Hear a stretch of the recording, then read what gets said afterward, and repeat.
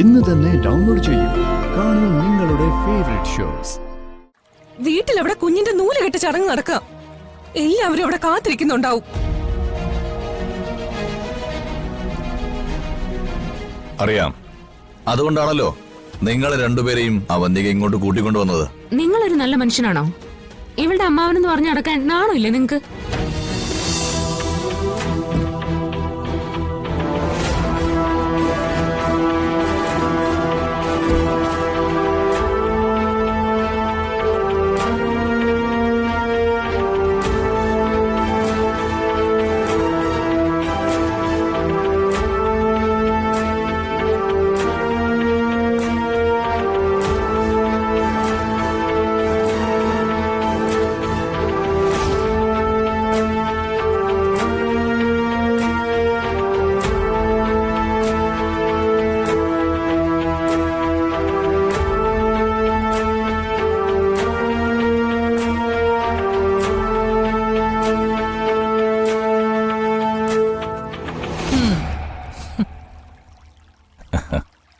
ആഹാ, എന്റെ അനിയത്തിയുണ്ടല്ലോ.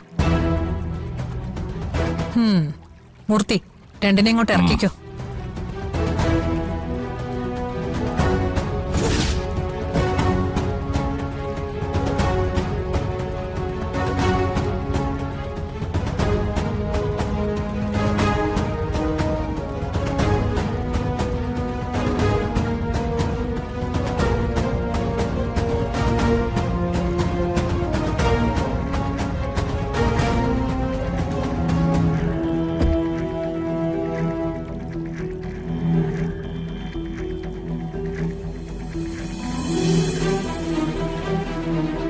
ഒരു കെണിയില് രണ്ടിരകൾ.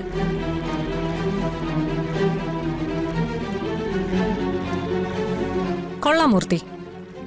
അർച്ചനയ്ക്ക് വേണ്ടി വെച്ച കെണിയിൽ ഇവളും കൂടെ വന്ന് പെടുന്ന ഞാൻ തീരെ പ്രതീക്ഷിച്ചില്ല.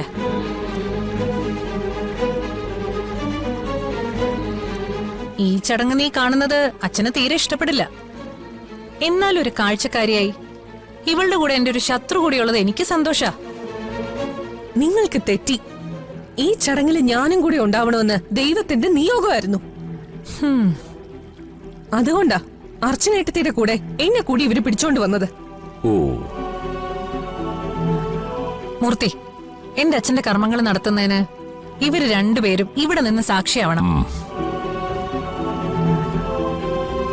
ഒന്നുമില്ലെങ്കിലും നിനക്ക് ജന്മം നൽകിയ ആളിന്റെ ആത്മാവിന് മോക്ഷം കിട്ടുന്ന ചടങ്ങല്ലേ. ഇവിടെ നിന്ന് നീ കാണ്. ഇവിടെ നിന്ന് ഞാൻ കർമ്മങ്ങൾ ചെയ്യുന്നത് നീ കാണുക മാത്രമേ ചെയ്യാവൂ. അച്ഛന്റെ ആത്മാവിന് മോക്ഷം കിട്ടണം എന്ന് പ്രാർത്ഥിക്കാൻ നിന്റെ നാവെടുത്ത് പോരുത്. നീ പ്രാർത്ഥിച്ചാ ഒരിക്കലും എന്റെ അച്ഛന്റെ ആത്മാവിന് ശാന്തി കിട്ടില്ല. ഇതിനായിരുന്നോ ഇത്രയും കാര്യമായിട്ട് നീ ഞങ്ങളെ രണ്ടുപേരെ ഇത്രയും ഗുണ്ടകളെ വിട്ട് വിളിപ്പിച്ചോണ്ട് വന്നത്? കഷ്ടം. ഇത്രയൊക്കെ ആയിട്ടും നിന്റെ ബുദ്ധി ഇതുവരെ ഉറച്ചില്ല അവന്തികെ. ഒന്ന് ഫോൺ ചെയ്ത് പറഞ്ഞിരുന്നെങ്കിൽ ഈ ചടങ്ങിൽ പങ്കെടുക്കാൻ ഞാൻ വരുമായിരുന്നല്ലോ. അത് നിന്റെ അച്ഛനായതുകൊണ്ടല്ല, ഒരു നല്ല മനുഷ്യന്റെ ആത്മാവിന് മോക്ഷം കിട്ടുന്ന ചടങ്ങിന് പങ്കെടുക്കുന്നത് എനിക്ക് സന്തോഷമായതുകൊണ്ട്.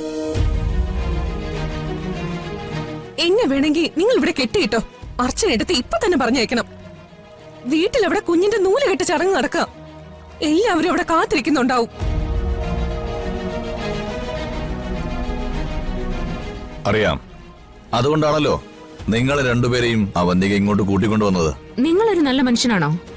ഇവളുടെ അമ്മാവനെന്ന് പറഞ്ഞു നടക്കാൻ നാണമില്ലേ നിങ്ങക്ക്? നിങ്ങൾക്ക് ഇത്രയും പ്രായമായില്ലേ? ഇനിയെങ്കിലും ഒന്ന് മര്യാദയ്ക്ക് ജീവിച്ചൂടെ? ചേച്ചിയുടെ തെറ്റുകൾക്കെല്ലാം കൂട്ടു നിൽക്കുന്നത് അല്ലെങ്കിലും അമ്മാവന്റെ ഒരു സ്വഭാവമാണല്ലോ. നീ അധികം കിടന്ന് ചിലക്കാതെ പെണ്ണേ. അവന്തിക നമ്മളൊരു കാര്യം പറഞ്ഞാൽ ഈ അമ്മാവനത് ചെയ്തിരിക്കും. അതിന്റെ കടമയാണ്. അന്ന് നീ മുടക്കിയ ചടങ്ങായത്. ഇനി ഈ ചടങ്ങ് നടക്കുന്നെങ്കിൽ അതിന് നീ കൂടി സാക്ഷിയാവണമെന്നുള്ളത് എന്റെ ഒരു വാശിയായിരുന്നു. അവന്തികെ, നീ കളിക്കരുത്. അവിടെ എന്റെ കുഞ്ഞിന്റെ നൂലുകെട്ട് ചടങ്ങിന്റെ മുഹൂർത്തമായി. ആ സമയത്ത് ഞാൻ അവിടെ ഉണ്ടാവണം. മര്യാദയ്ക്ക് ഞങ്ങളുടെ കെട്ടഴിച്ച് വിടുന്ന നിനക്ക് നല്ലത്. അല്ലെങ്കിൽ ഇതിന്റെ ഫലം നീ അനുഭവിക്കും. ആര്? ഞാനോ? ഇതുവരെ അനുഭവിച്ചതെല്ലാം നീയും സേതുമാധവനും മക്കളും കൂടിയല്ലേ. കൊട്ടാരത്തിൽ താമസിച്ചിരുന്ന നീയൊക്കെ ഇപ്പൊ എവിടെയാ താമസിക്കുന്നെ? വെറും വാടക വീട്ടിൽ. സേതുമാധവന്റെ സിംഹാസനത്തിൽ ഇപ്പൊ ഇരിക്കുന്നത് ഞാനാ. അയാളുണ്ടാക്കിയ സാമ്രാജ്യം ഭരിക്കുന്നതും ഞാൻ തന്നെയാ. നിന്റെ ഭർത്താവിനെയും അനിയനെയും ആങ്ങളെയും എല്ലാം ഞാൻ അവിടെ നിന്ന് ഇറക്കി വിട്ടു. ഇനി നിനക്കൊന്നും നെല്ലിശ്ശേരി വീടോ ആ ബിസിനസ്സോ ഒന്നും കണി കാണാൻ പോലും കിട്ടില്ല. അതൊക്കെ കോടതി തീരുമാനിച്ചോളും. പക്ഷേ ഇപ്പൊ നീ എന്നെ അഴിച്ചു വിട്ടില്ലെങ്കിൽ ഈ ചടങ്ങ് ഇന്നും നടക്കില്ല. ഓ, നടക്കും. നടത്തും ഞാൻ. അതിന് നീയും ഇവള് സാക്ഷിയാവാൻ പോവാ. മൂർത്തി, ഞാൻ കർമ്മങ്ങൾ ചെയ്യാൻ പോവാ. ഇവിടുന്ന് അനങ്ങാൻ ഇവളുമാരെ സമ്മതിക്കരുത്. ഞങ്ങളെ അഴിച്ചുവിട്. അഴിച്ചുവിടാനാ പറഞ്ഞത്. ഇവിടെ കിടന്ന് ബഹളം വെച്ചിട്ട് ഒരു കാര്യമില്ല. ഈ ചടങ്ങ് കഴിഞ്ഞാ നിങ്ങൾ അഴിച്ചു വിട്ടേക്കാം.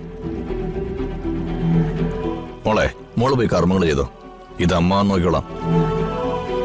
അപ്പൊ ശരി, ഞാൻ കർമ്മങ്ങൾ ചെയ്യട്ടെ. ഇവിടെ നിന്ന് രണ്ടുപേരും നല്ലതുപോലെ കാണ്.